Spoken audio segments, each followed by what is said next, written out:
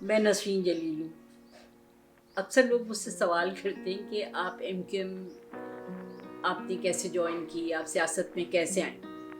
تو آپ کو بتاؤں کہ 1967 میں میری شادی ہوئی، تو اس کے بعد میرے 4 بچے یکے بعد دیگرے میں پیدا کرتی رہی۔ جب وہ اپنی ٹینز میں پہنچے بچے تو میرے پاس کافی وقت ہوتا تھا۔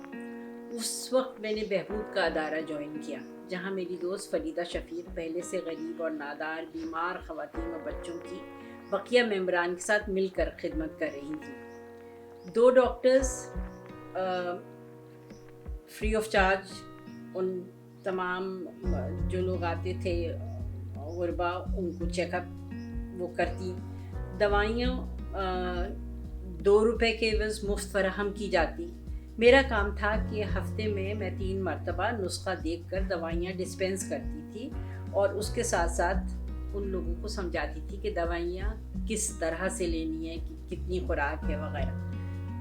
اب تک میری زندگی بہت آرام اور آسائش میں گزری تھی۔ بہبود جا کر مجھے اندازہ ہوا کہ غربت کیا ہوتی ہے۔ تعلیم کا نام نہیں، میلی کچیلی خواتین روتے بلکتے ہوئے بچوں کے ساتھ دوائی لینے آتی تھی۔ جو معمولی سا وقت میں بہبود کو دے رہی تھی وہ بہت تسکین کا باعث بنا، اور لگا کہ شاید میں ایک بامقصد زندگی گزار رہی ہوں۔ اس کے ساتھ ساتھ اس بات کا شدت سے احساس ہوا کہ جتنی جاہلیت اور غربت ہمارے ملک میں ہے، اس کو کم کرنے کے لیے اگر معاشرے کا ہر فرد اپنی انفرادی طور پر جو بھی کسی کے لیے کچھ کر سکے، کرنے کے قابل ہے، اسے دوسروں کی مدد کے لیے آگے آنا ہوگا۔ اسی طرح سے ہم شاید معاشرے کو امپروو کر پائیں۔ معاشرے میں بہتری لانے کا جذبہ وہیں سے شروع ہوا، ورنہ اس سے پہلے تو بس میں میرا شوہر، میرے بچے اور میرا گھر، یہ تھے میری توجہ کا محور۔ آج کون سے کپڑے پہنوں گی، کھانے پر باہر جانا ہے یا گھر پر لوگوں کو بلایا ہوا ہے، ایک انٹرٹینمنٹ کا سلسلہ لامتناہی تھا۔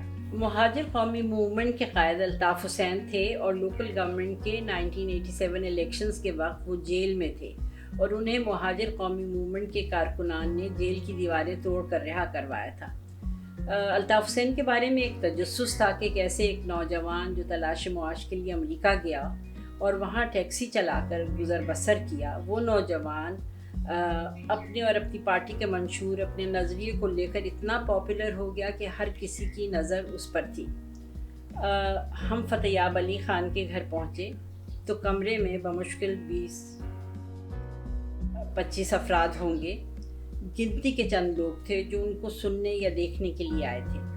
الطاف حسین نے اپنی گفتگو میں مہاجروں کی محرومیوں کے اور اپنی سوچ کہ ملک میں جاگیرداری نظام کو ختم کیا جا سکے اور مڈل کلاس آرڈر ملک میں لایا جائے جہاں ہر ایک کو برابر کا انصاف اور مواقع حاصل ہو۔ انہوں نے اپنی باتوں سے، جن میں سچائی اور خلوص تھا، کمرے میں موجود ہر شخص کو اپنا گرویدہ بنا لیا۔ جب میٹنگ ختم ہوئی تو جلیل نے کہا کہ جنرل الیکشنز قریب ہیں، میں آپ کی مدد کرنا چاہتا ہوں۔ تو ہم سے کہا گیا کہ آپ مرکز فون کر کے امین الحق سے رابطہ کر لیجیے گا۔ گھر آنے کے بعد ہم مرکز کا فون ملاتے رہے، مگر امین الحق سے رابطہ نہ ہو پایا۔ جب ہم اس میٹنگ میں گئے تھے تو فتیاب علی خان کے گھر پر یہ چھوٹی سی میٹنگ سے الطاف حسین نے خطاب کیا، تو وہاں پر اکا دکا ہی ہمارے جاننے والے تھے، جن میں کمال اصفر بھی شامل تھے۔